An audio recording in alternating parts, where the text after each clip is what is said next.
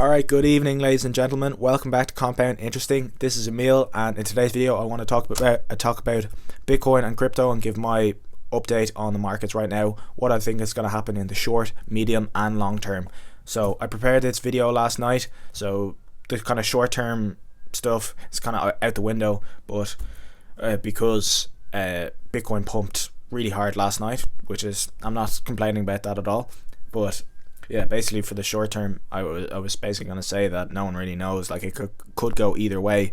So Bitcoin pumped at least well over 10% over the last 24 hours. So it's gone for the last few days from 30k to up to 38k. So yeah, let's basically talk in this video whether I think we're out of the woods or is this just a dead cat bounce like we had if in the top in 2017. I'll bring that up for you now. We had this big blow off top and we had a few dead cat bounces. So a dead cat bounce is when it peaks out and then it crashes hard and then just another little bump, but it doesn't break the all-time high again. So is that just what this little pump is here? So let's go through that today. I want to show you some really interesting charts and give you the TLDR that I don't think this is just a dead cat bounce. I think we will see higher prices in this bull run. I've said that the whole way down. I never thought this was the end of the bull run, but I want to give you some really interesting charts that you mightn't have seen anywhere else that confirm that for you. But just in relation to the short-term movements of Bitcoin, and we're going to say Bitcoin, but crypto is kind of a proxy to Bitcoin at the moment. But what I thought might have happened to Bitcoin when I was making this video last night is that we were going to see a capitulation candle down to the low 20s or mid 20s, mid 20,000s, and the reason I thought that was going to happen is because there were so many people shorting. There's still so much leverage in the system, loads of people using 10x 20x leverage, shorting the crap out of Bitcoin. And actually I was right about that, but not in the fact that all those shorts got absolutely wrecked. So that was the reason for the massive volatility, not to the downside, actually to the upside in this case, because all those short sellers had to close their positions and had to take a big fat L. They all got short squeezed. So there was a big short squeeze last night. I think $1 billion worth of shorts got liquidated last night. So yeah, have fun staying poor to those shorts who are shorting Bitcoin.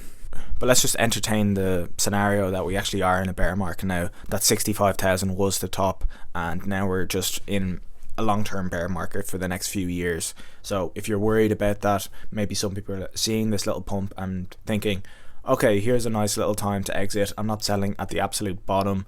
I can sell now at a little bit of profit. I want to take some profits. I'm definitely not going to do that myself, but I'm completely different to what you want to do. I don't need to take profits right now. I'm happy to wait it out. I'm a long-term hodler, so that's the way I look at it. But if you were to cash out of crypto at all, I would, if I were in your position, I wouldn't sell my Bitcoin. I would sell all the shit coins. If you have any shit coins, not including Ethereum, but like any shit coins, I would really dump them first. I would definitely dump them first. It's just, they're so much more risky, although there is a lot more upside potentially to them. Well, maybe not even a lot more upside over the next couple of months. But if you've made good gains off the altcoins, like I've been making videos about for the last year, that some of them have done extraordinarily well. If you made some good gains off them, I know they're down 50%, maybe 80-70%, but still up like a 10x for you. Yeah, I'd look at getting rid of those first, because if we are actually in a bear market, they will crash a hell of a lot harder than Bitcoin will. They'll crash so hard. It's the shittier the shitcoin, the harder it's going to crash.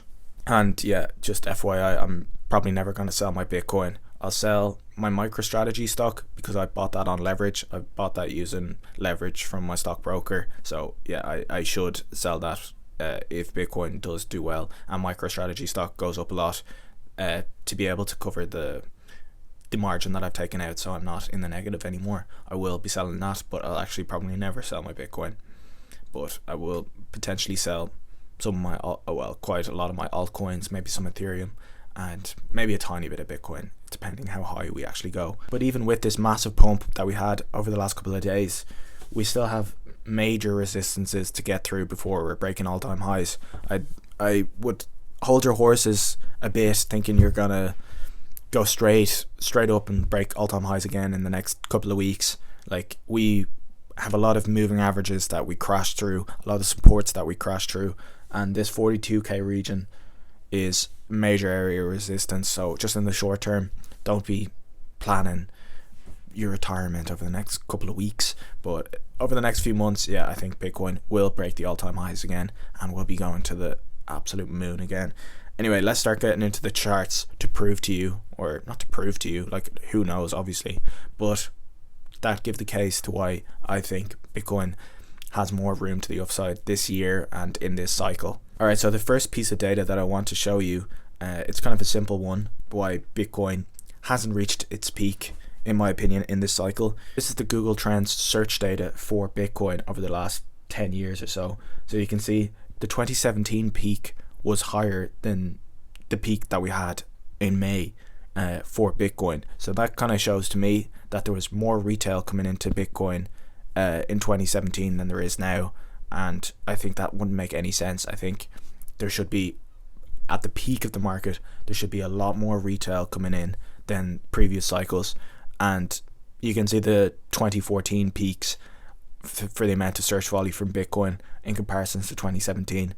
I think that the 2017 peak should be dwarfed by the 2021 peak that we will see, and this little blip here could just look like the one in 2014, if you know what I mean. Alright, so the second proof, I think a few people know about this, but this is the outflows, net inflows and outflows from exchanges. So when someone puts Bitcoin onto an exchange, they have transferred that from their cold wallet to an exchange, kind of shows that they might be interested in selling it soon. Or in vice versa, if someone buys Bitcoin on an exchange and then takes it out of the exchange and puts it onto a cold storage, that kind of implies that they don't want to sell it in the near future. So we can see when Bitcoin was crashing, or in the 60k region and below, all the way down to 30s, we can see there was a massive increase of the amount of inflows onto exchanges. There was a net inflow onto exchanges because people wanted to get rid of their coins and take profits, etc. But now we can see that's starting to reverse. Now people are starting to reaccumulate and take Bitcoin off exchanges into cold storage, which is a really good sign. And finally, the last reason I believe Bitcoin has a little bit more room to go is the actual look of the cycle in comparison to the last one. So you can see this chart is from Benjamin Cowan, and this shows the different cycles. So the first one there in blue, the second one there in orange, third one in yellow, and the purple one is the one we're in now. So this is graphed out in days since the very bottom of the cycle, or the maximum low. So it's the number of days since then. And as you can see, every other cycle seems to be getting longer in comparisons, but in this one we're actually not, we haven't even reached the number of days since bottom that the third cycle did. So that would imply we have a little bit longer to go, and before we reach the top. Also looks similar if you look at this kind of chart in comparisons to the number of days since the halving, which I think is more accurate representation, because I subscribe to the 4-year theory as opposed to the lengthening cycles theory that some people think is going to happen. I believe that the halving has a major effect on the cycles. So basically what I'm saying is that the other cycles, if you say that the cycle started once the halving happened, and you say the third cycle happened after the third halving, the number of days was a lot longer than the number of days for this cycle. So that would imply that we also have a few more days left in this cycle before we have the actual top. Alright, so that's pretty much everything I wanted to say for this video. If you enjoyed it, I would really appreciate it if you could hit the thumbs up button. If you're new, make sure you're subscribed, and yeah, I'm gonna get a proper setup soon. I know I said that in my last video, but yeah, I just wanted to get this video out there. I want to get some nice LEDs, some nice backgrounds, and maybe, I don't know, get a nicer place to put this camera.